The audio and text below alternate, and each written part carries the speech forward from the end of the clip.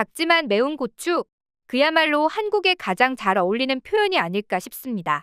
그도 그럴 것이 세계 경제를 이끈다는 G20의 나라들을 살펴보면 경제력뿐만 아니라 거대한 땅덩어리를 가지고 있죠. 하지만 국토 면적만 놓고 봤을 때 G20의 나라에서 한국은 가장 작은 나라입니다. 그런데 한국은 이렇게 땅만 가지고 보면 가장 작지만 경제 분야는 그야말로 어마어마한 상승세를 보이고 있는데요. 그건 자원도, 넓은 면적도 아닌 오로지 한국인들만의 저력으로 이뤄낸 성과입니다. 그래서 많은 외국인들이 한국인들을 표현할 때 불굴의 의지의 한국인, 포기를 모르는 한국인으로 표현하곤 하는데요. 오늘 소개해드릴 이 주인공도 엄청난 근성의 소유자입니다. 남들은 일찌감치 불가능하다며 포기했던 연구를 계속한 덕분에 전 세계에서 유일하게 한국만 가능하게 만들어버렸다는데요. 이 일로 인해 어마어마한 수익을 얻게 된 한국 소식을 듣자 옆나라 중국과 일본은 배가 아파 죽을 것 같다는 반응을 보이고 있다고 합니다. 무슨 일인지 자세히 알아보시죠. 한국인이 가장 사랑하는 국민 횟감이자 양식 업계에서는 명실상부 생산량 1위를 차지하는 효자 생선인 광어. 1980년대 중반부터 이미 국민 횟감으로 등극해 많은 사랑을 받고 있었죠.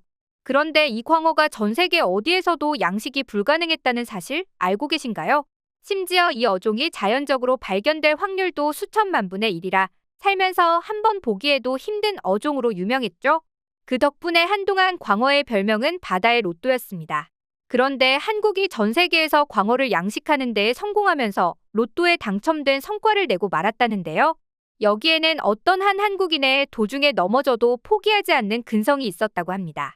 유난히 어렸을 적부터 물고기를 좋아했던 한 청년은 고등학교를 졸업한 후 바로 형이 운영하던 양식장에서 일을 시작하게 됐다고 합니다. 그에게 양식장 일은 적성에 딱 맞았다고 하는데요. 하지만 양식 어종이 장어에서 광어로 바뀌자 그는 즐거움보다 고민이 깊어져 갔다고 합니다. 왜냐하면 광어는 당시에도 가격대가 높았지만 없어서 못 판다고 할 정도로 인기가 어마어마했는데요. 그 덕에 장어보다 훨씬 잘 팔리고 있었죠. 그럼 장사가 잘 되는데 문제 없는 거 아니냐는 생각을 하실 텐데요. 당시 광어 양식에는 한 가지 아쉬운 점이 있었습니다.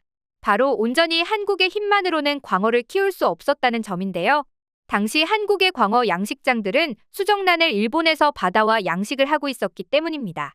광어는 자연 산란기인 봄에만 알을 구할 수 있기 때문에 급증하는 수요를 대기에는 턱없이 부족했고 일본에서는 키로당 500에서 600만 원의 수정란을 판매하고 있었죠. 이처럼 수정란이 어마어마하게 비쌌고 양식장을 운영하는 데에도 차질이 생겼다고 합니다. 그래서 그는 몇 일 동안 머리를 싸매며 고민을 하기 시작했다고 하는데요. 그는 결국 수정란의 국산화가 답이라는 결론에 이르렀다고 합니다. 하지만 문제는 이건 누구나 한 번쯤은 해봤을 생각이었고 여태까지 아무도 성공한 적이 없었다는 것이었습니다. 하지만 목표를 설정하면 물불 가리지 않고 뛰어드는 한국인답게 그는 광어 국산화의 도전장을 내밀었죠. 그는 평소 물고기에 대한 엄청난 지식과 직접 광어를 기르며 익힌 경험을 토대로 키워보기로 한 것입니다. 하지만 역시 자연에서 광어들이 산란하는 환경처럼 만들어주기 위해 먹이나 수온 등을 맞추는 일은 굉장히 어려웠다는데요. 그렇게 그의 첫 시도는 실패로 돌아갔죠. 하지만 이 세상에 실패는 없다. 성공과 과정만 있을 뿐이다라는 말도 있지 않은가요? 이 청년은 이 시도를 실패로 여기지 않고 자신에게 무엇이 가장 필요한지 깨닫게 되는 소중한 경험으로 생각했습니다. 그리고 그는 전문 지식이 필요하겠다는 생각을 했죠. 그래서 늦은 나이에 뒤늦게 대학에 입학하는 열정을 보여줍니다. 힘든 대학 생활 중에서도 그의 관심은 오로지 광어 수정란에 쏟아졌죠. 그는 대부분의 시간을 양식장에서 광어를 관찰하는 데에 썼다고 합니다. 이때 그에게는 든든한 지원군도 한 명 생겼다고 하는데요. 바로 그의 은사였던 이영돈 교수님이었습니다. 이들은 무려 5년 동안 연구를 진행한 결과 마침내 광어 수정란을 만들어냈는데요. 그들이 활용했던 방법은 제주 지하수를 이용하는 방법이었습니다. 광어의 적정 산란 수온은 18에서 22도인데 연중 16에서 17도를 유지하는 지하해수를 끌어올려 바닷물과 섞게 되면 수온이 올라가는 여름에도 큰 돈을 들이지 않고 적정 수온을 유지할 수 있었던 것이죠. 그리고 물고기를 유독 좋아했던 이 양식장 직원은 이 광어 수정란의 국산화를 시작으로 해연의 대표까지 달성한 서종표 대표입니다. 해연은 전국 광어 양식용 수정란의 무려 80%를 공급하고 있다고 하죠. 게다가 그의 업적은 여기서 끝이 아닙니다. 그는 여기서 최고급 횟감이라는 다금바리 양식에도 도전했는데요. 무려 15년의 연구 끝에 다금바리 치어를 길러내는 데에도 성공했습니다. 그래서 지금은 다금바리의 아버지라는 별명까지 얻었죠. 그리고 그 다음 과제는 바로 황금 넙치였다고 합니다. 황금 넙치는 금빛이 돈다는 이유로 중국에서 굉장히 귀한 몸으로 대우받고 있는데요. 실제로 중국 쪽 광어 거래처도 한국이 황금 넙치 양식에 성공하면 대박날 것이라고 말하기도 했죠. 심지어 한국 광어 유통상과 양식장들에게 혹시 황금 넙치가 보이면 알려달라고 신신당부를 했다는데요. 서 대표님에 따르면 당시 우리나라에서는 한 해 광어 1억 마리를 길렀는데 4년간 얻은 황금 넙치는 8마리 뿐이었다고 하죠. 그 정도로 황금 넙치는 희귀종이었습니다. 그리고 역시 처음에는 서 대표님도 실패의 연속이었다고 하는데요. 광어 수정란의 국산화와는 비교가 되지 않을 정도로 실패를 많이 했다고 합니다. 새끼가 태어나도 병에 걸리거나 새끼가 무사히 크더라도 크면서 색깔이 변하지 않고 여전히 고동색의 보통 광어가 되는 등 시련은 계속되었습니다.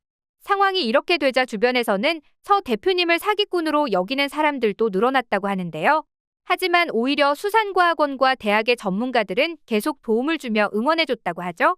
이런 시련을 견디며 결국 시작한 지 11년 만에 황금 넙치를 손에 얻을 수 있었다고 하는데요. 미국 보스턴에서 열린 국제수산박람회에 이 황금 넙치 4마리를 데려가자 마치 연예인이라도 온 것처럼 수조 앞에서 카메라 플래시가 터지는 경험도 했다고 합니다. 이 소식을 들은 중국은 엄청나게 설레하며 연락을 해오고 있다고 하는데요. 실제로 중국에서는 10배 이상 비싸게 판매되고 있지만 그래도 좋으니 제발 팔아만 달라고 한다고 합니다. 그 덕분인지 첫 해외 수출에서 7.6만 달러의 매출을 올렸고 2018년에는 34만 달러, 2020년에는 110만 달러를 넘어섰다고 합니다. 그런데 이 소식을 듣자 일본은 배가 아플 수밖에 없었습니다. 일본에서의 광어는 예로부터 뼈와 내장을 제외한 순살의 비율이 50%에 육박하고 숙성이 잘 먹히기 때문에 일식 업계에서는 참돔과 함께 가장 선호하는 횟감이었기 때문인데요. 참돔 같은 경우에는 순살의 비율이 약 34%라는 것을 감안해보면 왜 광어가 사랑을 받는지 알 수 있습니다. 그런 이유로 일본에서도 광어의 양식을 몇 번이고 시도했는데요. 하지만 기술력의 부족으로 번번이 실패했기 때문이었죠.